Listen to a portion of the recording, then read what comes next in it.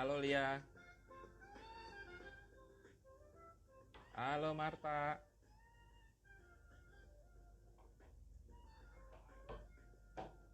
Apa kabar? Semoga semua baik-baik aja.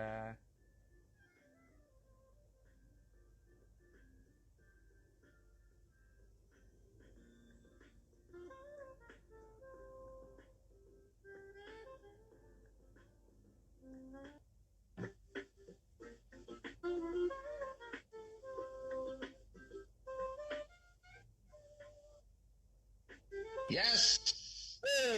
Kaget. Oh. Ngeri Apa kabar, banget. Mas?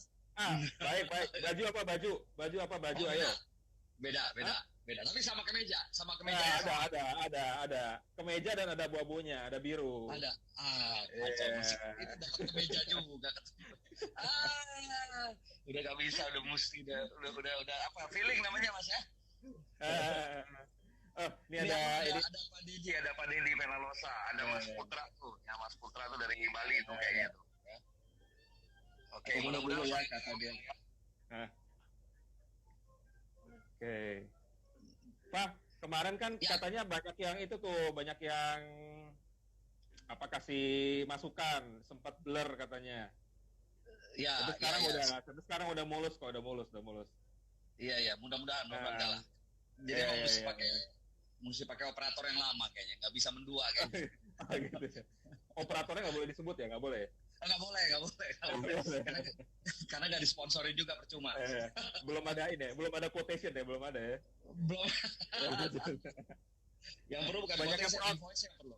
banyak yang protes kemarin Pak katanya. Ini yang followernya lebih banyak katanya malah yang lebih blur katanya. Yang followernya lebih kecil aja yang blur katanya. Kalau yang Bisa gitu. iya. Iya, baik. Ini ada Alhamdulillah kita Putra, bisa apa ketemu ya Pak. kabar? Ya, halo teman-teman semuanya. Tadi udah ada beberapa yang masuk sih. Ada dari teman-teman, Ya, ada yang dari tim aku juga, ada yang dari agensi kantor aku juga. ya, ya, ya, ya, ya. Iya, Dia iya, satu, iya, dia iya. dua juga udah join nih. Udah kayak polisi ya. Iya, kemana aja mesti dipantau kayaknya, Iya, Mas. iya, iya. Wah, ini alhamdulillah Hmm, dari kemarin ngobrol-ngobrol kita ya banyak pertanyaan yang sebetulnya ternyata baru belakangan begitu sesinya kelar karena kita hmm, berdua udah kado keasikan terus juga ada delay dikit waktu itu proses masuknya ada beberapa pertanyaan yang bahan diskusi kita yang nggak sempat kebahas sama hmm. ada beberapa pertanyaan susulan lah ya ini kan sebenarnya kan Ya, tema kita hari ini kan sebenarnya adalah apa sales leadership ya shift ya ya. Shift, lalu shift leadership. lalu Pak. Ya, ini ada Mbak Ari juga. Halo Mbak Ari, apa kabar Mbak Ari? Ari Februari. Ya, Oke. aku post dulu. Ini katanya bisa dipin ya. Aku ini nggak ngerti nih gimana cara ngepin nih. Wah, Rugi banget ya. Nanti aku minta sama ahlinya nih ada anak milenial lebih ahli nih. Biar oh, topiknya bisa mus- bisa biar topiknya bisa terus kebaca di bawah, Pak. Ini agak-agak udik oh, nih. iya, iya, iya. Ya, ntar belajar lagi Iya, ya deh. bisa Nah. shift ya. Pak, kabar baik ya? Semua kabar baik. Rumah kabar baik ya? Baik, insya Allah baik. Nah, Alhamdulillah, insya Allah nah. baik. Puasa juga Gara-gara hari sesi, ketiga. gara-gara sesi ini nggak batal puasa kan? Ngabuburit justru. Pak tahu gak sih Pak, ini ya ini aja dikit sebelum kita mulai. Ini di jam kita ini lagi rame banget nih IG Live ini. Kita bisa kalah ini. Iya, iya, iya, iya. Iya, Makanya banyak banyak selebgram ini. Waduh, ini kita harus gimana ini? beda lah. Kita ngobrolin kan ngobrolin beda. Kita bukan ngobrolin Iya, mereka betul soalnya. beda ya. Iya. Itu Pak Dedi, Pak Pak Dedi ada Penalosa. iya ada ini apa? Inisiatif zakat. Inisiatif zakat. Halo halo Alia. Oke. Halo Indah. Halo Oke, semuanya. Indah. Oke. Oke, semua. Oke, oke. Kita Nah, mulai mungkin aja Pak ya sedikit. ngobrol-ngobrolnya ya. Apa silakan Boleh, mau boleh. ngomong duluan. Mungkin Silakan Pak. sedikit Mas, kenapa kita angkat ini penggalan katanya sales leadership gitu ya. Iya. Jadi mungkin sebagai pembuka kali ya Mas Kemal ya, sebagai Oke, pembuka oke. kenapa sales leadership ini kalimatnya adalah leadership. Jadi memang sebagai seorang pemimpin harus dapat membawa kepada perubahan ya. Hmm. Jadi intinya begini, kalau kemarin kan kita bahas bahwa apakah posisi yang akan melahirkan pemimpin atau pemimpin yang melahirkan posisi, kan gitu ya. Nah, jadi jelas sekali bahwa uh, posisi sebagai manajer belum tentu sebagai seorang leader, ya. Tetapi Hmm. leader dapat menciptakan posisi. Itu kondisinya. Maka Oke, oke. kenapa kita pilih materinya itu sales leadership adalah bagaimana dan apa tugas seorang pemimpin untuk membawa, untuk mengajak pada perubahan kepada timnya. Itu sih yang kita Oke. buka sekarang. Sip, sip, sip, sip, sip, sip. Masih ingat banget tuh statement itu tuh. Ya. Ya, iya, iya. Oke. Pak, ini gara-gara Alfa di awal kita ketemu minggu lalu kan nunjukin 2 buku tuh. Hmm. Ah, itu ngomong-ngomong, kita ngomongnya Simon Sinek atau Simon Sinek sih namanya? Ya, Nah, itu ini. dia. Ya, ya. Ya apalah, whatever lah pronunciation-nya lah. Iyalah. Ya, Simon Sinek Cuman ada aku Simon sempet, Sinek aja. kita orang Indonesia ya. Bulan puasa dimaafin lah kalau salah-salah sebut. Betul, Nah, betul. aku udah baca, aku speed read aja karena Simon Sinek ini udah kenal juga, cuman bukunya terus terang waktu nunjukin itu, wah penasaran, akhirnya sempat baca lah gitu ya. Alhamdulillah source-nya bisa dapat di bulan Ramadan, social distancing ini malah semua sources terkait dengan membaca jadi banyak banget ya Pak ya, banyak banget akses-akses yang di free-in gitu ya. Nah, ya. dari semuanya aku cuman inget banget satu, Pak. Ini memang mesti baca berkali-kali kan ya, kalau cuma sekali ini. Aku cuma lihat ada satu kalimat yang masih terngiang-ngiang di kepalaku lah gitu ya. Kita kan ngomong soal masalah sales ya, bahwa Alfa bilang bahwa sales itu kan mestinya berada di setiap fungsi organisasi gitu kan mestinya kan. Jadi nggak hanya departemen atau apalah yang namanya sales department atau sales division aja. Nah, Simon Sinek ini bilang gini gitu ya, people don't buy what we do. Jadi people don't buy what we do, dia bilang gitu. What-nya yang ditekanin ya. But people buy why we do what we do. Jadi artinya orang nggak beli dengan apa yang kita tawarin, tapi orang lebih membeli dengan alasan yang membuat mereka confident dan melihat kita tuh memang believe dengan apa yang kita tawarin gitu Pak. Jadi ada kata perbedaan what dengan why di sini. Alfa bisa, Alfa kan pasti udah hatam bukunya nih. Kira-kira apa sih maksud statement itu? Oke. Secara gini, ya berarti kalau kita ngebahas buku Simon Sinek yang Finding Your Why ya. Jadi memang kita di Simon Sinek itu ngebahasnya adalah semua always start with why ya. Jadi mengapa kita melakukan apa yang kita kerjakan. Nah, itu yang paling penting Mas Kemal. Jadi di buku itu kita kenal Simon Sinek memperkenalkan tentang Golden Circle ya. Golden Circle mungkin kalau gambarnya seperti ini. Ini Golden Circle seperti ini. Udah siap. Ini kita nggak janjian nanyanya. Enggak, sama sekali enggak nih. Makanya, tadi pas lo ngomong, gue langsung begitu Simon Sinek ini. Gitu. Jadi, okay. Ini Golden Circle, Mas Kemal. Jadi Golden Circle itu, jadi kalau orang mau sukses, menurut Simon Sinek itu ada tiga faktor untuk penentu orang sukses, itu disebut dengan Golden Circle ini. Bahwa kebanyakan kita bekerja ya, kita sebagai karyawan kita bekerja, yang kita cari apa sebenarnya. Tapi kita sering lose track di situ Mas Kemal. Di situ kita sering bahwa kita cari gaji di situ ya. Kita cari gaji, kita cari pangkat. Jadi yang gaji, pangkat, posisi itu adalah what sebenarnya. Apa kan gitu ya. Tapi kita nggak pernah tahu kenapa kita mau gaji segitu. Kenapa kita mau posisi itu, kenapa kita mau semua fasilitas itu. Why-nya nggak pernah. Sehingga di perjalanan ya, kita lihat di sini, seringkali di perjalanan orang itu kehilangan arah. Dia nggak tahu how-nya, ya dia nggak tahu how-nya karena mereka startnya dari what-nya.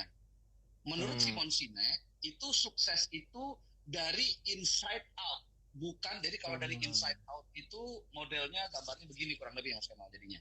Dari inside out, ya. Jadi sukses itu kalau orang sukses itu bukan yang dicari dulu apa, bukan, tetapi mulai dengan apa dulu. Kenapa lu mau seperti itu? Why-nya. Jadi kesimpulan dari itu Mas Kemal, jika why-nya strong enough, you will find the how. Ya, hanya ketika ketika nanti teman-teman siapapun menemui kendala dalam mentok di pekerjaan sebagai sales atau apapun, ini kok mentok nggak tahu jalannya, balik lagi ke why-nya. Berarti kalau how-nya nggak tahu jalannya, kemungkinan why-nya nggak kuat. Maka kesimpulan di Golden Circle itu adalah jika kita dalam perjalanan hidup, karir dan hidup kita menemukan mentok, nggak tahu jalannya apa, kita harus kembali lagi kepada why kita melakukan itu semua. Maka Simon Sinek tadi bilang kan bahwa dia itu bukan don't buy what we do ya, but people buy why we do kan gitu. Artinya dalam konteks penjualan nih Pak ya, bener nggak bahwa sebetulnya waduh saat kita, ya contoh misalnya kita di insurance, lakukan di insurance gitu ya, produk yang paling sebetulnya universal juga ya, tapi pada saat kita ngomong berarti bukan masalah feature dulu dong ya, speknya dulu Hmm, isinya apa ya, artinya yes, yes, lebih mengarah kenapa ada kebutuhan apa di dia gitu, maksudnya gitu ya artinya ya. yes, yes. Nah, Oke, oke. Kalau Mas Kemal bahas itu, saya ambil sedikit teori marketing mix. Ingat nggak Mas? Zaman dulu ada Oke, waktu kita kuliah, kita sebut empat marketing p mix ya. ya. Ada, yes, 4P. Oke, Nah, oke. 4P pertama itu adalah produk. Nah, Mm-mm. tapi zaman dulu kita kenal cuma 4P. Tapi sekarang Mm-mm. dikembangkan 4P jadi 4C. 4P Jadi plus 4C. jadi Ya, delapan ya. jadi Mm. yes, kalau Mm. P pertama kan produk. Tapi Ya. P pertama produk, C-nya itu adalah customer solution.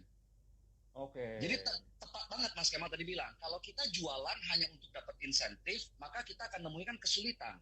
Tapi kalau Hmm. produk kita cari sisi mana dari produk kita yang merupakan solusi atas setiap masalah. Hmm. Hmm. Jadi Bener agak nggak sih dibalik, Pak? Mas. Iya, iya, iya, iya, iya. Itu juga ngomong-ngomong ketulisannya kebalik tuh Mas. Ini mungkin gara-gara bulan Ramadan kali. Jadi kebalik. Oh, Dari kanan kameranya ke kali ya, kiri. Mas. Iya, iya, Kameranya, iya. kameranya. Bercanda, bercanda, bercanda. Mohon maaf, mohon maaf. Jadi kan kalau kalau aku lihat tuh Pak, itu kan yang di jantungnya di Golden Circle itu adalah why ya. Bisa dibilang nggak Why? sebenarnya kalau orang bekerja apapun fungsinya, sejauh dia udah temukan why-nya, dia akan bisa belajar lebih cepat untuk how dan Yes. what-nya. Oh gitu ya. Oke. Lancarnya seperti itu. Jadi memang Hmm. bicara why-nya. Maka tadi ketika kita mau 4P tadi ya, 4P adalah produk. Produk itu adalah Ya. apakah produk kita ini bisa dijual. Apakah kayak tadi Mas Hmm. Kemal nanya tentang insurance ya. Bagaimana sih Hmm. cara jual insurance yang bagus adalah kalau lu jual insurance, lu akan menemui kesulitan. Karena kenapa? Oke. Itu benefitnya nggak jelas kan. Benefitnya lu gue mati ibaratnya begitu. Iya, iya, iya, Tapi iya. kalau kita pendekatannya pakai 4C tadi, yaitu solusi Hmm. dari permasalahan yang kita punya, itu akan menjadi permasalahan yang berbeda jadinya pembahasan. Oke, Itu sih. oke, oke, oke, oke. Oke. Ya, jadi memang lebih banyak mengumpulkan why-nya ya. Sifatnya memang lebih ke arah spesifik, tailor-made, dan sifatnya emosional yang akhirnya menjadi lebih jelas akhirnya dia mau memilih yang mana ya. Oke, oke, oke. Oke. Pak, kalau misalnya kita lihat kembali ke Simon Sinek ini ya, tentang yang, ya gue tetap masih curious tentang kalimat tadi ya. Karena terus terang sih Pak, di dalam bidang penjualan itu orang rame-rame nyerbu what-nya dong. Karena Iya.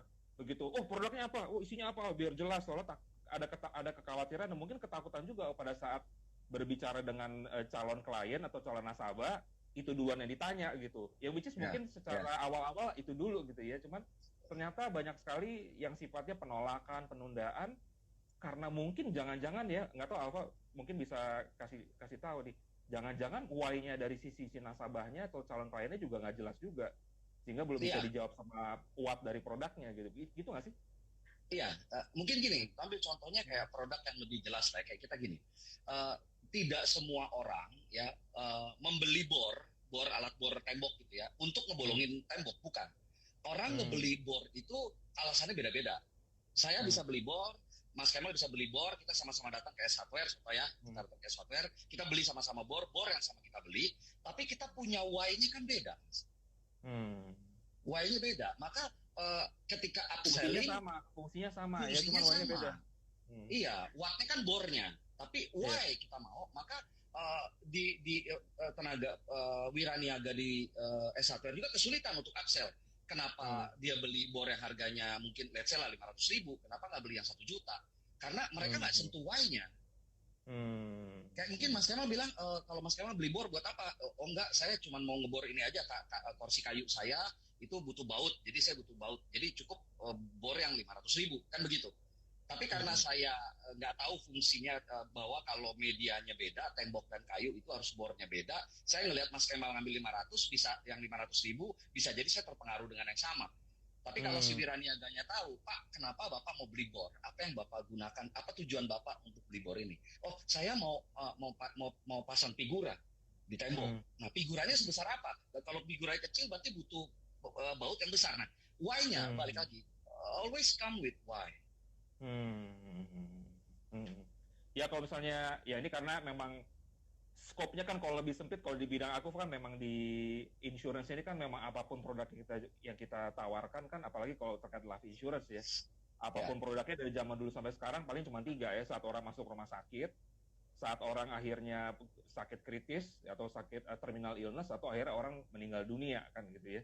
Artinya kalau kita berbicara tentang Y doang, dari zaman dulu sampai zaman sekarang ya produknya cuma 3 itu aja, dan akhirnya jadi mati kutu semua kan tenaga pemasar kita, karena feature-nya kayak apa cuman berbasis 3 aja Pak, even sampai sekarang gitu ya. Jadi once orang masuk rumah sakit, 1, once orang kena critical illness, 2, satu lagi orang meninggal. Ya memang ada perantaranya, ada orang cacat, kecelakaan lah, cuma paling 3 itu aja. Nah, cuman kenapa akhirnya jadi banyak sekali keputusan-keputusan pengambilan berkali-kali, upsell, cross-sell, mungkin salah satunya karena Y tadi ya Pak ya. Artinya memang mereka lebih memandang dari implikasinya, kalau saya ngambil ini implikasinya ke arah mana, kalau tiba-tiba saya suatu saat di masa produktif tiba-tiba saya meninggal, impact-nya ke arah income saya gimana, impact-nya ke arah pendidikan anak saya, mungkin lebih ke arah Y di situnya kan, sampai akhirnya dia menemukan produk yang watt-nya sangat jelas untuk menjawab Y dia gitu kan, mestinya. Iya.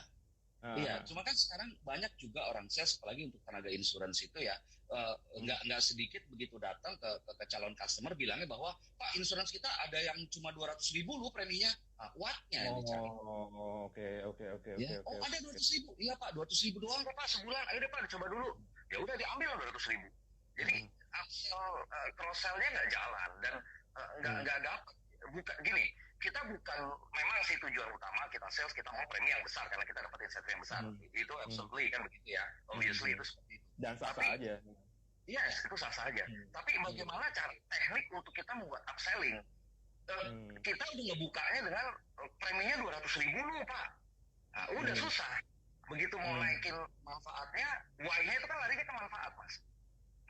Sementara quality pasti akan berbanding lurus dengan price juga akhirnya Pak ya. Yes, kalau pasti kuat aja.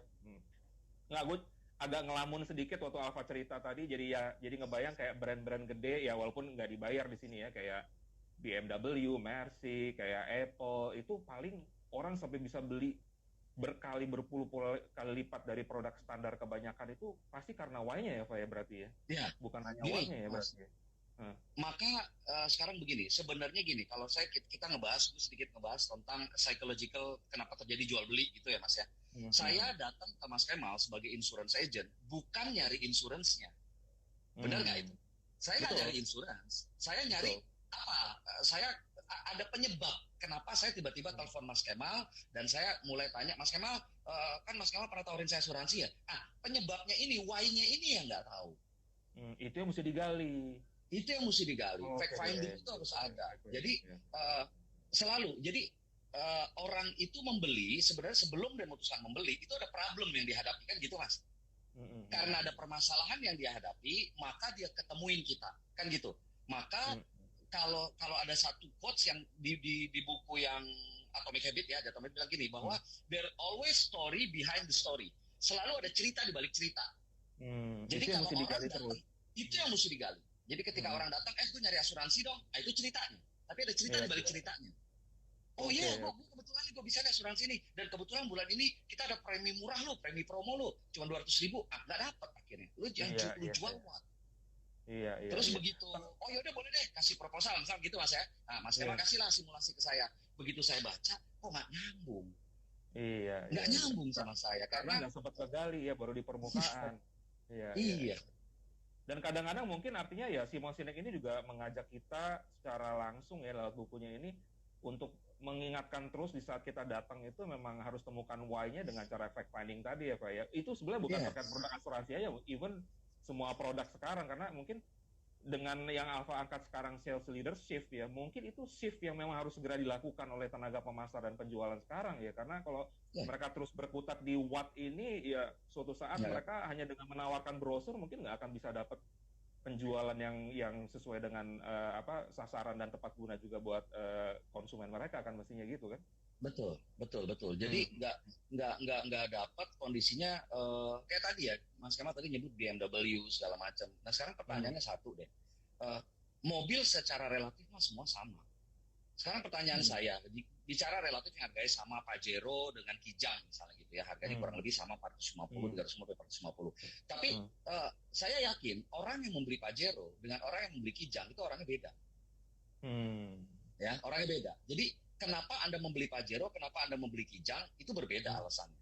Contoh, kenapa lu beli Pajero harga sama? Kenapa nggak Kijang? Kijang kan mobil kan? Oh enggak. Begitu naik Pajero tuh karena gede, besar di jalan, wah kayaknya rasanya gimana gitu. Nah, Dia sampai kan bisa larinya ngebayangin ya.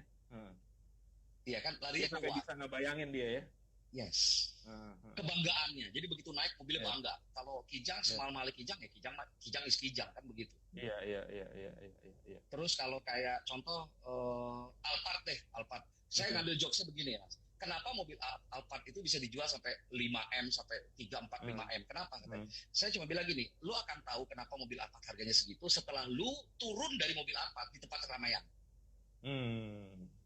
Ya, kalau orang itu why-nya itu. Itu why-nya kencang. Itu why-nya kencang. Cuma untuk why itu orang bayar 3 miliar. Iya. Dan selalu cari tempat ramai. Sah-sah aja.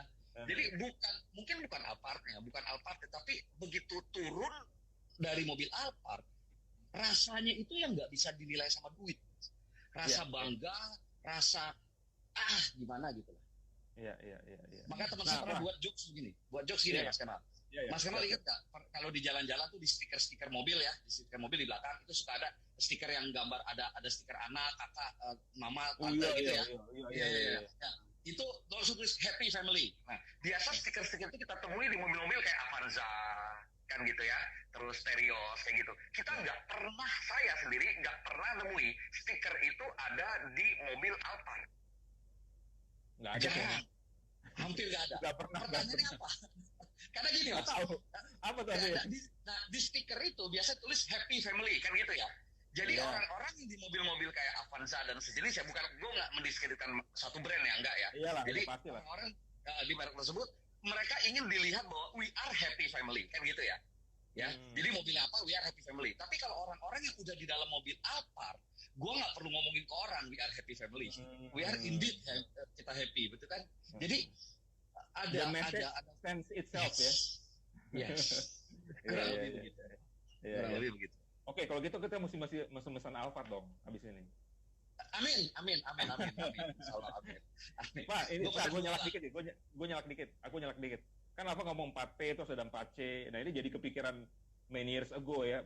Jadi keingatan. Ini topik kita kan memang di seputar sales. Tapi kan sebetulnya sales itu kan salah satu proses dari proses-proses yang lain di belakangnya nih, Pak. Yang before and after-nya ya, input output. Jadi aku bisa bilang inputnya sales itu kan sebenarnya kalau lari ke belakang sebelumnya ada marketing, belakangnya lagi ada branding gitu ya.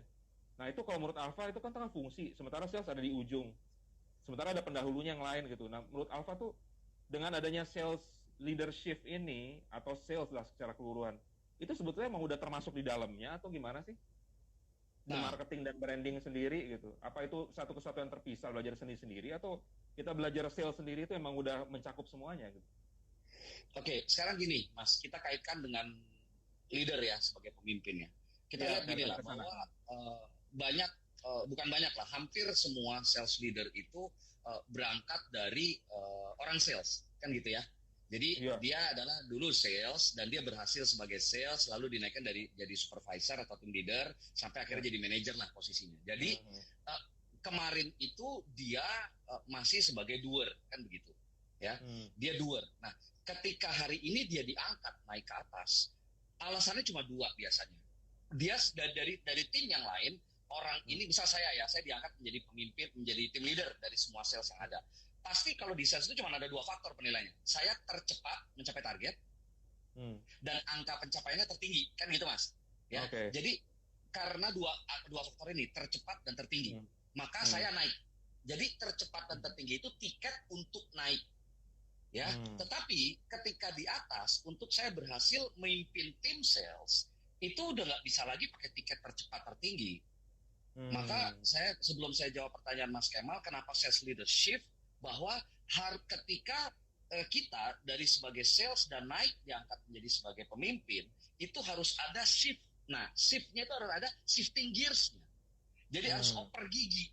Mungkin pada saat kita jadi sales itu kayak ibarat saya ilustrasikan kita lewat jalan tol Jagorawi. Jadi langsung tancap gigi 5. Dan ketika kita naik ke atas, namanya naik posisi di atas. Nah, berarti kan kalau kondisi jalan kita naik, kita dipaksa dengan satu keadaan kita harus turun gigi. Yeah. Kalau di jalan rata kita butuh speed. Tapi ketika di jalan tanjak, kita butuh power. Maka sebagai seorang Oke. pemimpin itu, power itu penting. Ya, powernya bukan berarti yang gebrak meja ya Mas ya. Powernya bukan berarti gebrak meja. Power dalam artian, lu power untuk nge-shifting everyone in your team, kan begitu. Dan itu pengalaman gue yang cetek ini, Pak, baru 10 tahun ya bangun tim, itu nggak mudah. Nggak mudah. Karena yang pertama, shifting gear ke rendah itu kan kita dari tinggi ke rendah aja udah satu hal yang menurut kita awalnya negatif kan. Aduh, gue mesti banyak ngalah nih. Awalnya dulu ya, karena nggak bisa langsung keras kan gitu ya. Tapi ya berikutnya adalah ya perlahan-perlahan itu kan memang akhirnya kita mesti, karena di mobil itu bukan kita sendiri lagi kan, Pak. Kita nggak bisa cepat dan tinggi sendiri gitu. Di mobil itu mulai ada penumpangnya kadang-kadang kalau kita kecepatan ada yang muntah di belakang gitu kan ya, ada yang pusing atau apa. Nah itu mungkin yang apa maksud shift ini kali ya, mestinya ke arah sana ya mestinya. Itu maka tadi balik. Gimana Mas? Duluan Pak. Sorry. Balik ke pertanyaan Mas Kemal tadi bahwa ada fungsi-fungsi di belakangnya kayak marketing dan branding segala macam gitu ya. Maka di 4P tadi itu persatuan semua. Jadi ada produk, ada price, ada place, ada promotion kan gitu ya. Bicara produk kita ngelihatnya bukan produk, kita ngelihat adalah customer solution. Bisa nggak kita berpikir apapun yang kita jual itu merupakan solusi terhadap masalah orang yang sedang menghadapi masalah terkait dengan produk kita, kan begitu ya. Nah, itu satu. Yang kedua, kita bicara price. Ya, kita bicara price. Price itu bukannya tim sales yang nentuin price. Ya, ada tim di belakang yang nentuin price. Tapi price di kita, customer itu adalah cost. Kan gitu. Jadi di P yang kedua di 4P price, tapi di 4C-nya untuk ke customer-nya adalah kita bilang price, customer bilang biaya. Yes. Kan gitu. Kita bilang place, customer bilang convenience. Kita bilang tempat, customer bilang convenience, kenyamanan dari mana. Jadi kayak zaman sekarang ini karena kita lagi WFH ini, jempol itu sangat mempengaruhi untuk tingkat peningkatan jumlah tagihan kartu kredit di bulan depan, ya. Karena dengan jempol klik beli besok tagihannya keluar kan begitu. Nah itu sih jadi mesti banyak dikontrol loh dian kita ini. Oh iya. Tugasnya berat itu Mas. Nah itu sih jawaban tadi dari pertanyaan Mas Kemal sih. Oke. Nah ini mundur tadi Pak. Sekarang ke depan ya, mungkin jawabannya bisa sama, bisa berbeda ya.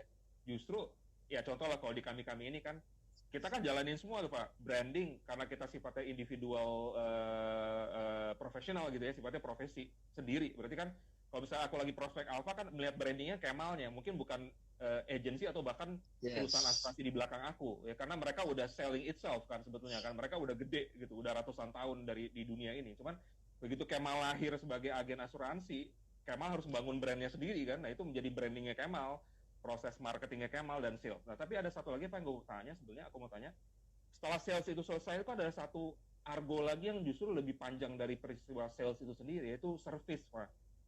Pelayanan itu kan di bidang, apalagi kayak kami yang akhirnya selesai menyerah terimakan polis asuransi kan sudah argo terpanjang dan terlama kita ya ini jujur aja nih Pak, doa kami kan di agen asuransi kan bukan doain nasabah kita mati duluan sakit cepat dan sakit kan Pak. Doa kita adalah selalu agar mereka sehat, berkah usianya, panjang umurnya ya kan, karena ya mudah-mudahan seperti itu sampai polis akhirnya jatuh tempo kan. Cuma yang namanya risk kan selalu akhir kejadian ya.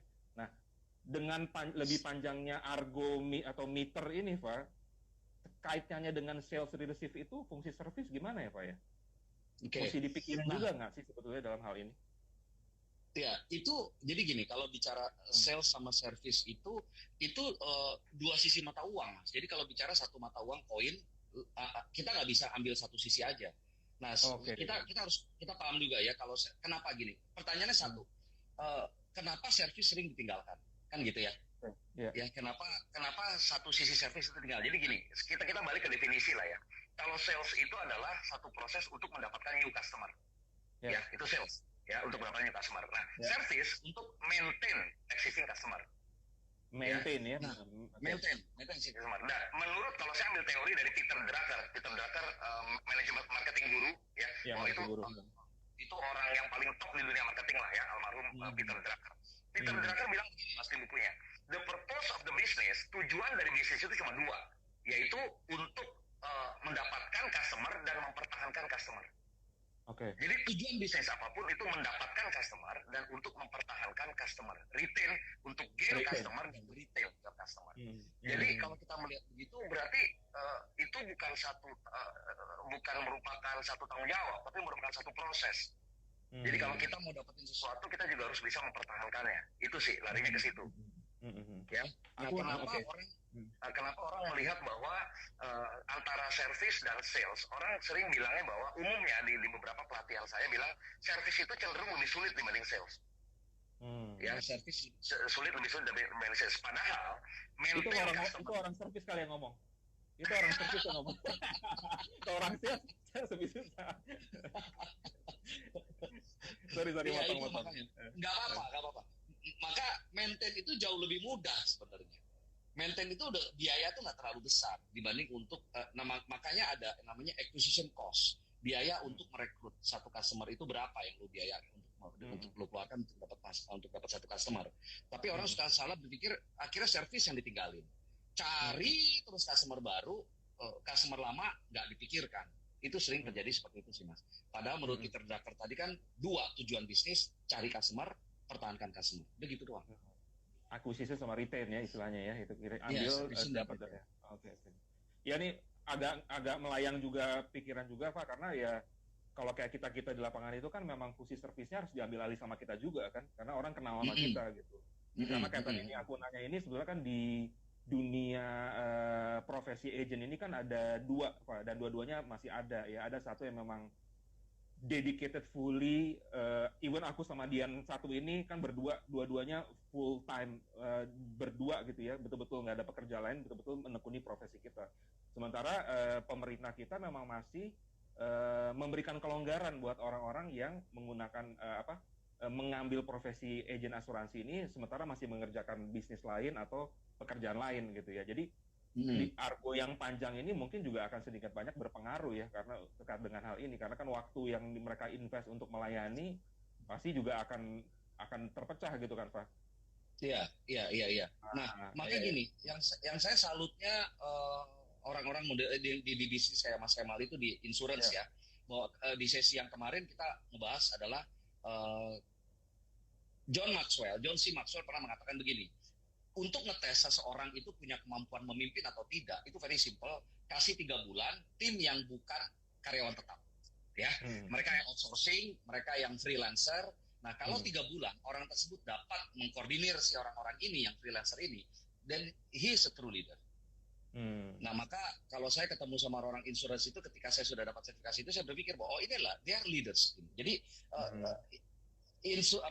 agensinya Mas Kemal itu adalah kumpulan pemimpin-pemimpin sales itu yang ada di dalam situ. Ya, jadi itu sih. Yes. Pak, ini yang kemarin nggak kebahas nih. Cuman daripada nggak kebahas, gue tunggu di ujung, nanti nggak kebahas lagi, harus ditanya sekarang. Pak, kita kan sempat WhatsAppan ya. Alfa sempat ngomong gini nih. Aku bilang sama Alfa gitu, Pak, di dalam pandemik, waktu itu kan masih bulan Maret tuh. Pak, dalam kondisi kayak gini, gimana Pak strateginya, Pak? Bertahan atau gimana nih? Alfa bilang, nggak tahu itu emang Alfa sendiri atau memang Alfa udah pengalaman atau dengar dari teori mana. Alfa bilang begini, bahwa strategi terburuk di masa krisis tuh malah bertahan malah. Nah, apakah ini yang Alfa state ini apakah malah artinya memang strategi terbaik di masa ini adalah menyerang atau gimana sih? Khususnya di masa kayak gini. Oke, sekarang kita gini, Mas. Memang sekarang gini ya. Menyerangnya positif ya Pak ya, menyerang positif maksudnya keep interacting, telepon, data, lewat di Zoom segala macam gitu istilahnya. Oke, kita ambil gini lah. Kita sama-sama, Mas Kemal juga punya pengalaman, udah puluhan tahun, belasan tahun, kita juga sama-sama punya pengalaman. Tapi teman-teman kita yang sekarang join ini kan semua juga kan harus butuh satu alasan, Mas ya. Why? Balik lagi ke why. Ya, karena saya adalah Alfa, Kemal adalah ya Mas Kemal gitu. Maka kita harus butuh teori lah. Tapi kalau saya ditanya apakah kita sudah mengerjakan, ya pasti. Teori yang kita ambil adalah teori yang sudah kita kerjakan, kan begitu. Ya. Nah, ada satu buku lagi, Mas. Namanya bukunya penulisnya J. Abraham. Ya, J. Abraham. J. Abraham itu tulis buku judulnya Marketing Genius. Ya. Kesimpulan dari buku Marketing Genius adalah J. Abraham bilang begini, bahwa bisnis adalah sebuah proses. Bisnis adalah sebuah proses. Setiap proses dapat diukur. Ya. Bisnis adalah sebuah proses dan setiap proses dapat diukur. Dan segala sesuatu yang terukur dapat dikembangkan. Oleh sebab itu, jika hasil belum sesuai dengan target yang kita ingin capai, jangan hanya lihat hasil akhir, tapi ukur prosesnya. Ya, jadi bisnis adalah sebuah proses yang terukur yang dapat dikembangkan. Maka jika hasil sales kita atau hasil usaha kita belum mencapai target yang sesuai kita ingin capai, berarti yang harus kita lakukan adalah ukur prosesnya. Nah, permasalahan sekarang adalah kebanyakan dari kita itu tidak mengukur proses. Bagaimana mau ukur proses? Semua kegiatan kita tidak kita dokumentasikan. Nah, maka ketika bicara sibuk di lapangan juga, Pak. Yes, itu udah pasti. Maka ketika ukur proses, Mas Kemal tadi tanya, apakah bertahan atau menyerang? Nah, sekarang dari semua proses A, B, C, D, E, F, G, mana yang dalam kondisi pandemik ini nggak bisa kita lakukan? Mana yang masih bisa kita lakukan? Nah, hal itulah yang kita lakukan. Nah, menyerang dalam hal di sini adalah apakah benar-benar kita nggak bisa melakukan sesuatu? Nggak bisa. Kita harus lakukan sesuatu karena kita butuh makan. Why-nya kan udah kuat, kita butuh makan. Nah, maka contoh gini ya, kalau bicara nyambung tadi si J. Abraham bilang itu, maka sales juga merupakan siklus. Sales is process. Nah, very simple. Siklus sales yang paling gampang adalah kita punya list nama calon customer kita, lalu dari list customer itu kan kita harus telepon satu-satu. Misal saya ada nama list nama, ada Mas Kemal di sini, ada Mas Kemal di sini. Nah, lalu saya ada nama Mas Kemal di sini, saya sales insurance, apa yang saya lakukan? Ya saya telepon dong Mas Kemal. You know? Nah, teleponnya untuk apa? Nah, ini juga salah. Jadi harus dibedakan. Ada dua channel sales di lapangan. Ada direct selling, ada teleselling. Okay. Ya? Jadi kalau kita direct selling, jangan coba-coba jualan lewat telepon. Oke. Karena tekniknya beda, caranya juga beda. Nah, kita bicara karena Mas Kemal adalah insurance, saya juga di bank juga sama, dan kita adalah direct selling, kan gitu ya. Maka ketika saya punya list nama calon customer saya, ada nama Mas Kemal, saya telepon Mas Kemal, apa tujuan telepon? Saya ajak Mas Kemal ketemuan, kan begitu. Jadi pertama itu aktivitasnya call, telepon dulu calon customernya. Dan telepon untuk apa? Telepon untuk ketemu. Maka di telepon ini judulnya adalah telepon call appointment call. Untuk buat janji visit. Nah, bukan dari visit, bukan sales beda. Call. Kalau sales call dan di visit ini tadi, ya. Jadi telepon atau call untuk janji ketemu. Oke? Nah, di janji ketemu ini kita lakukan presentasi, handling objection, segala macam di sini. Sampai jadilah closing. Ini yang flow yang simple lah, Mas ya. Nah, di dalam masa pandemi ini, visit kan udah hampir sulit kita lakukan. PSBB. Ya, sehingga apakah kalau visit nggak ada, berarti kita nggak bisa melakukan closing, nggak bisa. Kan call masih bisa kita lakukan. Jadi, apakah call ini disebut bertahan? Enggak, saya nggak setuju. Kalau saya teleponin list nama untuk sekedar kita ngobrol segala macam, itu bukan satu bentuk bertahan. Itu satu bentuk attack gitu. Tapi mungkin kalau Alpha, iya. Wah, itu ngeri tuh, saya lihat bisa jadi film horor itu. Tapi Pak, soal impos ini. Tapi Pak gini, bagus ya, aku note banget gitu ya, artinya memang arti kata menyerang di masing-masing orang, masing-masing teman-teman yang hadir di sini, makasih teman-teman ya, masing-masing kata menyerang dalam artian positif dari masing-masing yang hadir hari ini pasti udah ngerti gitu ya, kalau di bisnis gue, di profesi gue apa. Mungkin kayak saya, artinya Pak, seperti kayak gini juga itu sebagai orang-orang di insurance, terutama di company aku gitu ya, harusnya lebih banyak bersyukur karena memang sebetulnya kita tidak hanya perlu melakukan sales appointment, tapi kita juga bisa melakukan pertemuan, Pak. Karena sekarang kan semua perusahaan lagi banyak berlomba membenahi digital platform mereka kan, agar mereka tetap bisa melakukan proses edukasi sampai akhirnya menjadi sebuah transaksi itu lewat tatap muka seperti ini gitu. Aku dengar di beberapa perusahaan, apalagi di perusahaan kami di industri asuransi ini lagi banyak tektokan dengan otorita ya, OJK, untuk bisa membuat sistem marketing and sales ini dan juga service tentunya ya bisa seamless di dalam masa pandemic COVID ini. Jadi no worry bagaimana kita harus ke rumahnya Alpha atau apa, even dari sini pun kalau kita platform digitalnya udah lengkap, udah enak Pak. Jadi sebenarnya kategori menyerang itu positif ya Pak ya sebetulnya ya. Tidak hanya melakukan telepon, hal ini pun juga bisa kita lakukan gitu ke depannya. Iya. Jadi kayak contoh gini ya, kita melalui sosial media, kita iklan, kita broadcast di sosial media, itu pun satu bentuk attack, itu satu bentuk nyerang gitu ya. Itu satu bentuk penyerangan, itu satu bentuk kita untuk nge-grab customer kita ke dalam satu posisi, satu pola pikir, kan gitu ya. Jadi nggak ada yang namanya bertahan, itu nggak ada. Nggak ada yang namanya bertahan. Oke. Nah lanjut nih Pak, ini kan attack positively ya, udah termotivasi nih. Cuma kadang-kadang ada suka keraguan juga ya di dalam masa seperti ini. Kalau kita attack, mereka punya kesanggupan untuk membeli nggak sih ya? Ini mungkin bisa dikawinkan dengan yang tadi why what tadi ya Pak ya.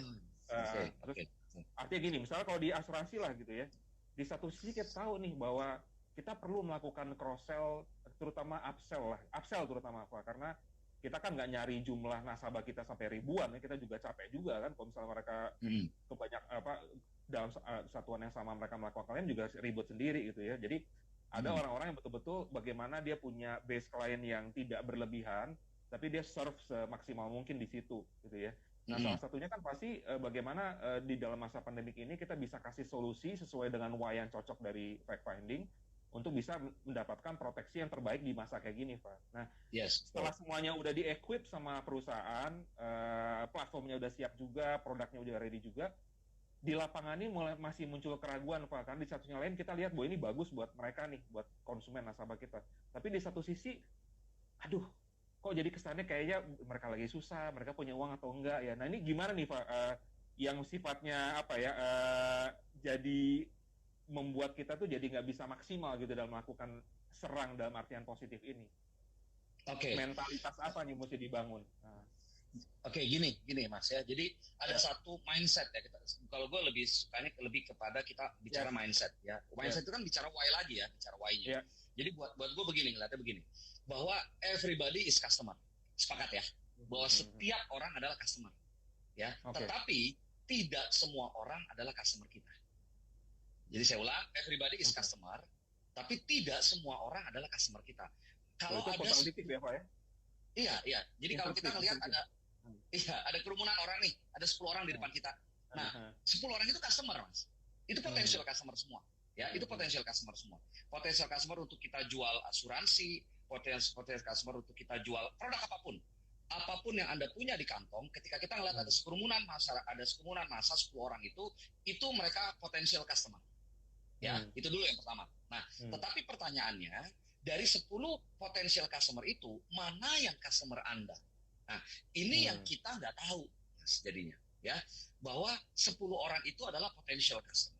Tetapi yang mana dari antara 10 itu yang customer kita? Atau bicara bilang, yang mana yang rezeki kita, yang mana? Kan begitu. Oke. Nah, ya setahu gue tahun 98 masuk di sales sampai dengan sekarang, gue belum pernah temuin ilmu bagaimana caranya untuk melihat orang, oh ini customer gue, ini nggak dari muka, dari kuping gue nggak ada. Itu nggak ada ilmunya. Ya, so berarti ilmu standarnya adalah yang nggak bisa di shortcut apapun. Dari 10 customer ini customer semua, potential customer, tapi untuk mengetahui mana dari 10 yang customer saya harus going through one by one sampai ke 10. Dari orang pertama sampai orang ke-10. Nah, itu yang harus kita lakukan. Nah, jadi permasalahannya sekarang di sini lebih kepada kenapa ada orang yang lebih sukses padahal jualannya sama, produknya sama. Nah, ada orang yang baru ketemu customer ketiga, udah stres, udah capek, dia stop. Tapi ada orang yang terus dari ketiga nggak ada, terusin keempat, terusin kelima, keenam, sampai ke-10. Ternyata yang customer dia adalah customer ke-10. Nah, ini bicara mentality, bicara why-nya kan jadi. Tapi dia harus lewatin 9 orang tadi ya, Pak? Harus lewatin 9 orang tadi. Dan tidak ada shortcut apapun setahu gue itu ilmunya, nggak ada ilmu untuk melompatkan itu nggak ada. Artinya kembali lagi bilangan besar itu menentukan sekali di awal-awal karir kita sebagai tenaga pemasaran, tenaga penjualan ya. Iya, the law of the large numbers. Iya. Hukum angka besar. Ya, hukum angka besar. Setuju. Iya. Istilahnya kalau di kantor, Alfa duluan, silakan. Kalau dulu kita kenal ada satu teori Pareto ya, 80-20 rules kan gitu ya. Saya nggak tahu ini masih eligible atau nggak sekarang, tapi di beberapa bisnis ada orang yang mengatakan bahwa 80-20 itu nggak bisa lagi kita jalanin ya, karena persaingan udah cukup tinggi. Tapi oke lah, kita balik, kita pakai standar adalah 80-20. Berarti 80-20 gimana? Dari 100% orang ya, dari 100% usaha biasanya akan menghasilkan adalah hanya 20%. Ya, jadi yang menghasilkan income itu hanya 20. Tetapi si 20% itu akan mengkontribute 80% dari target kita. Itu kejadiannya kan Oke. seperti itu. Oke. Ini sebetulnya terkait nih. Ini kita memang jodoh nih. Alfa ngomong itu memang tadinya kepotong tadi mau ngomong itu juga, Pak. Kalau di kantor kita itu ada istilah namanya ASQ, Pak. Apa tuh, Mas? ASQ. Jadi SU. untuk bisa mencapai ya goals atau apapun lah target, apapun lah dalam organisasi, kita mesti menggerakkan 3 roda A, S dan Q itu. Roda yang pertama tuh A, activity, jumlah pertemuan, ya jumlah sales, jumlah appointment, ya jumlah pertemuan, jumlah follow up, dan agen sekaliber apapun nggak akan bisa mengenolkan A ini. Jadi kalau di awal karir seorang agent atau untuk tenaga pemasar penjual di bidang bukan asuransi aja, activity is the key gitu awalnya. Jadi nggak bisa menghindari karena dia dulu 20 tahun pakar pemasaran, dia 10 tahun gelarnya S2 di bidang marketing, lalu dia join di bidang pemasaran penjualan, dia melupakan aktivitas, dia tinggal memilih orang yang tadi apa itu ilmu sakti dari 20 orang yang ini nggak bisa gitu ya. Jadi dia melakukan activity dulu. Nah, setelah activity itu S, Pak, itu skill. Skill itu kalau di kami namanya closing ratio. Jodohnya kita setelah bertemu sejumlah aktivitas itu, setelah berapa pertemuan itu jodohnya. Kalau jodoh kan pasti dari Tuhan ya, tapi kan ikhtiar kita pasti dengan berbagai skill kita gitu. Nah, tapi kembali lagi Pak, S ini tetap yang nomor 2 kan, bukan nomor 1. Artinya memang keberhasilan seorang di awal-awal fungsi dia sebagai tenaga penjual dan pemasar itu adalah aktivitas dulu, baru skill. Nah, baru yang ketiga tadi itu Pak, yaitu Q. Q itu nanti akhirnya ketemu juga di saat kita aktivitasnya udah cukup, rutin, kita selalu melakukan training, selalu ketemu Coach Alpha nih, mungkin setiap minggu di Sales Leadership. Setiap minggu kita nanti buat ya. Maka akhirnya kita akan bertemu dengan pasar-pasar yang berkualitas yang akhirnya menjadi ambasador kita, Pak. Jadi ASQ itu yang akhirnya 3 roda yang akhirnya akan menggerakkan semua omset penjualan kita sampai kita berhasil mencapai goal kita. Itu kalau di versi kita ya. Berarti Q-nya itu quality ya Mas ya? Quality of market. Oke. Mungkin awal-awalnya ya kalau di kami itu kan memang memberikan solusi, tapi kan pasti based on kemampuan orang dalam premi ya.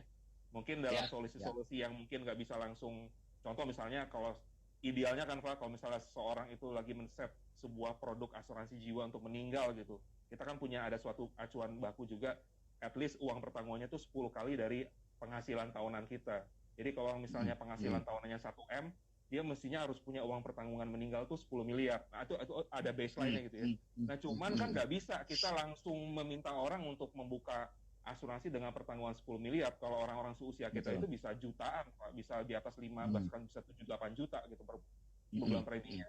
Nah, artinya sampai kita menemukan quality of market itu, pasti kita, di tengah aktivitas kita yang lagi bekerja banyak ini, kita akan menemukan orang-orang yang mungkin hanya bisa mampu menyisihkan atau menabung dananya untuk dibuatkan proteksi itu mungkin nggak perlu 10 miliar dulu, mungkin 1 miliar dulu, mungkin 2 miliar dulu, sampai akhirnya ketemu di pasar-pasar yang lebih berkualitas gitu Pak. Itu kalau nyambung dari yang Alfa tadi, penjelasan tadi di awal tadi. Gitu. Ya, nah ini menarik nih Mas. Ini gue sambungin lagi ya. Jadi kalau Mas Kemal tadi di perusahaan asuransinya Mas Kemal ada ASQ ya, activity, skill dan quality. Gue cuma memperkuat teori ini ya, memperkuat skema ini ya dengan satu teori. Nah, gue tertarik dengan teorinya tadi ada activity dan skill, yaitu mungkin Mas Kemal pernah dengar tentang development stages ya. Jadi untuk mengembangkan orang itu ada 2 faktor Mas. Jadi untuk penentu untuk orang bisa sukses itu 2 faktor, yaitu skill udah pasti, tapi yang paling utama bukan cuma skill Mas. Ternyata yang paling utama itu adalah will. Oke. Ya, will itu kemauan. Nah, jadi gini, kalau bicara sales leadership, terkait leadership, di beberapa pelatihan gua bikin satu bagan, satu kuadran. Jadi ada 4 kuadran, jadi ada kotak besar dibagi 4. Lalu yang kayak begini ya, contohnya ini gue tulis tadi, yang tegak ini ditulis skill, yang di bawahnya will. Sehingga nanti di tengah-tengah sini akan kepecah 4 kuadran, mana kuadran yang paduannya low will low skill. Atau high will low skill, atau high skill high will, atau high skill high will. Nah, sehingga memang kunci cuma 2 kok Mas. Jika ada tim sales kita atau kita nggak mencapai target, pertanyaannya cuma 2. Lu punya skill nggak terhadap produk yang lu harus jual? Kalau lu nggak punya, ya udah, permasalahannya mungkin 1 skill. Tapi pertanyaan lagi, kalau ini gue punya ada satu tim gue nggak jualan-jualan, gimana ya katanya? Oke, dia, nah tadi ya, gue kaitkan ke ISQ tadi ya. Aktivitasnya gimana? Wah, dia kalau gue suruh call males bukan main. Ya udah, masalahnya di activity. Kalau di skill, kita bisa develop dia, Mas. Kita bisa latih dia. Pendekatan untuk meningkatkan skill itu bisa dengan training, bisa dengan tandem, bisa dengan joint visit, ya kan kita bisa lakukan seperti itu kan. Tapi kalau bicaranya will itu harus dari dalam. Jadi ada senior gue bilang begini, Pak, kalau gue disuruh pilih orang goblok sama orang males, gue mendingan pilih orang goblok. Dia bilang gitu. Ya, kalau orang goblok masalahnya di skill. Ya, kalau goblok, gue juga goblok. Gue belajar, gue jadi pinter, kan begitu. Tapi kalau orang males, even gue gebrak meja, gue tebalikin meja pun, tetap dia nggak akan bisa bergerak.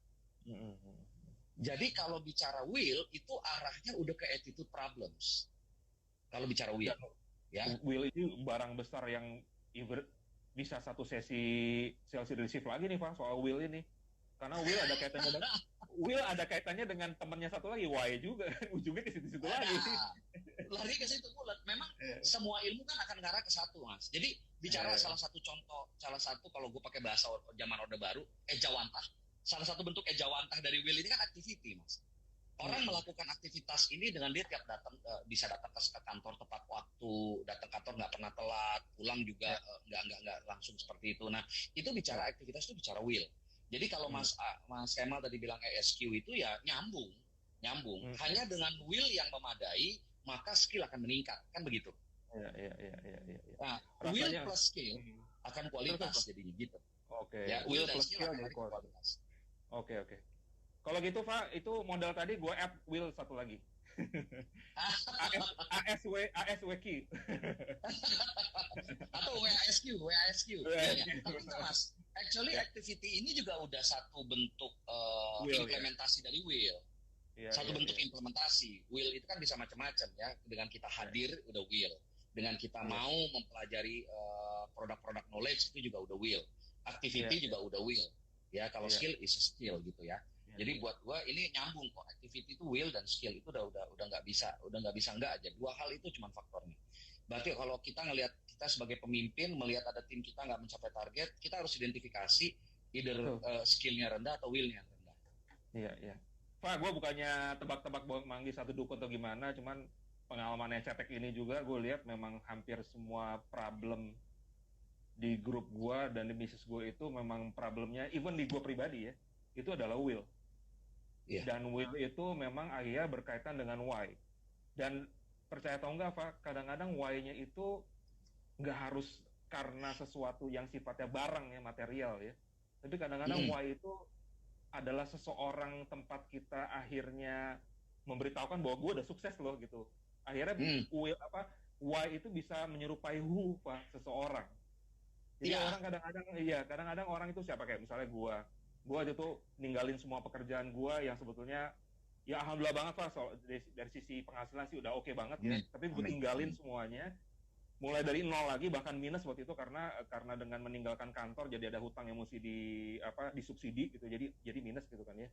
Lalu dalam 2 tahun akhirnya gue ambil dian satu gue ya di perusahaan lamanya. Kebayang nggak itu? Jadi gue jadi kebayang betul juga kata Alfa, artinya memang kalau will seseorang nggak kuat gitu ya, keputusan-keputusan besar dalam hidup untuk fokus di bidang apapun yang dia kerjakan itu it's not gonna happen gitu. Akhirnya dia hanya jadi air yang nggak pernah mendidih 100 derajat gitu, karena mungkin will-nya itu, Pak. Gue jadi ingat satu kalimat kan selalu ya, kalau orang-orang sales nih, kalau lagi training apa pasti sering ngomong, kalau mau pasti bisa, kalau mau ya berarti kan will-nya itu berkait dengan why, yang why-nya itu bisa macam-macam ragamnya, dan belum tentu juga why itu karena uang juga, Pak. Kadang-kadang banyak juga orang yang bergerak bukan juga karena uang juga gitu. Bisa tambahin sih. Oke, ini pengalaman pribadi ya. Gue terakhir itu di perbankan itu tahun 2011, Mas Kemal. Ya, 2011 gue nggak usah sebut nama banknya, gue di perbankan 2011. Itu di 2011 itu pada saat umur gue 35. Ya, jadi di 2011 umur gue 35. Sekarang berarti 40 ya, Pak? Baru 40 sekarang. Sekarang ya masih 36, Mas. Jalannya lama. 35 jalan 36 macet jalannya kan gitu. Udah mau buka nih, Pak. Udah nggak bisa serius yang denger. Terus, Oke. terus. Nah, di 2011 karena gue memutuskan resign itu Maret 2012 ya. Nah, Oke. di 2000 yang gue ceritain gini, di 2011 itu gue umur 35, posisi gue itu adalah National Direct Sales ya, National Direct Sales Division Head. Division Head di salah satu bank swasta tersebut. Dan sebagai gambaran di bank swasta tersebut, bank itu sekarang bank ranking 4 kalau nggak salah ya. Bank ranking Top 4. 5 sekarang ya. Okay. Ya, ranking 4 dan pada saat itu gue umur 35 dan sebagai division head itu di bank tersebut gue L3 di bawah direktur utama. Jadi dari dirut lalu ada si A, si B, C, ini gue. Ya. Nah, kalau gue bicara gaji ya, karena kita ngomong gaji sebagai karyawan, itu udah sekitar 35 satu bulan. Tahun 2011. Jadi tahun 2011 gue udah dapat gaji yang 35 dan COP gue kurang lebih sekitar 300-an juta. Itu tahun 2005. Tahun 2011 ya. Di 2011 gue pegang nasional direct sales itu yang outsourcing semua dan gue pegang 450 orang umur 35. Sekarang kalau kita ngomong bicara manusia wajar, manusia normal, di umur 35 posisi udah segitu tinggi, siapa yang nggak nahan, Mas? Sekarang orang pasti mau. Sehingga ketika gue memutuskan untuk gue resign, nggak ada yang bilang gue orang waras, pasti bilangnya gue orang gila. Pasti gue bilangnya orang gila. Tapi berarti sekarang ada 2 orang gila lagi IG live ya? Iya. Berarti ada 2 orang gila lagi IG live. Ada 2 orang gila yang lagi IG live dan 2 orang gila ini punya istri yang lebih gila dari dia. Iya, jadi ada 4 orang gila. Nah, ketika gue putusin resign dan sampai dengan sekarang, maka kenapa orang nggak pernah berani untuk keluar dari karyawan tetap ya, untuk dia mengarungi dunia sendiri sebagai sales, karena why-nya nggak cukup besar. Jadi ketika gue keluar di sini, gue ngeliatnya begini cuma, Mas, ini gila sih, gue bilang apa, gue nggak cari duit sekarang. Dan ini jujur benar-benar to be honest. Jadi gue mikirnya gini, lebih kepada udah ngarah kepada gimana gue nyiapin gue mati sekarang, kan begitu. Gimana gue bisa lebih berguna kepada orang lain, gue ngebantu orang lain. Karena ada teman gue tadi, Pak Deddy Velalosa itu dari Inisiatif Zakat Indonesia, itu dia pernah kasih ke saya, beliau senior saya bilang gini, Pak Alfa ingat satu, Pak, memudahkan orang maka kita dimudahkan. Memudahkan orang maka kita dimudahkan. Oke. Ya, memudahkan maka dimudahkan. Kalau kita angkat masalah orang, maka masalah kita pun akan diangkat. Nah, dari situ akhirnya saya berpikir, ketika tanya, kenapa sih Pak lu berani untuk mutusin keluar? Sebenarnya gue gak pernah keluar, gue tetap dalam dunianya, gue dunia sales gitu ya. Cuma ketika gue di luar sini, ketika gue udah resign for good, gue bisa bebas membantu orang siapapun. Ya, dan memang tujuan gue utama adalah untuk membantu orang, gitu sih Mas Kemal. Jadi why-nya itu lebih kepada ngebantu orang. Nah, tapi ketika orang dibantu, ternyata orang dibantu itu juga tahu terima kasih, kasih gue duit gitu, intinya seperti itu. Ya, maksudnya money comes later gitu kan ya? Ya. Jadi dan letternya letter kuadrat. Amin. Dan disumbangkan ke dompet Duafa gitu dong. Amin. Udah pasti larinya ke sana. Ini kalau tiba-tiba putus kan gak enak banget nih. Nanti pemirsa kecewa ya nih ya. Pak, sorry nih Alfa ini kayaknya agak goyang nih. Bentar ya.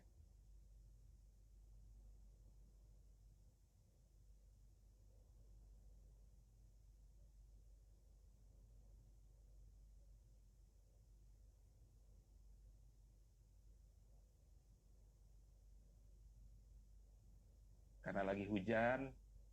Pak. Yes, Tadi sempat keputus Pak. Ini karena kebetulan udah tinggal 2 menit lagi di hitungan aku. Bisa minta Pak.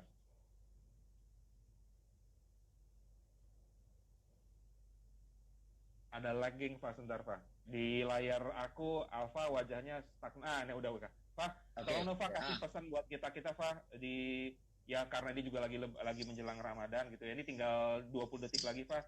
Ada pesan singkat nggak sih, Pak? 20 detik lagi di masa pandemik yang kita nggak tahu sampai akhirnya kapan, kita sebagai orang-orang yang terutama di garda depan ini yang harus work from home, bagaimana menjalankan fungsi sales leadership ini sih, Pak? Kira-kira 10 detik lagi ya, Pak. Jadi gini. Krisis itu akan membuat kita ngebuka topeng kita. Sebenarnya kita tuh seperti apa, ya? Krisis itu akan membuat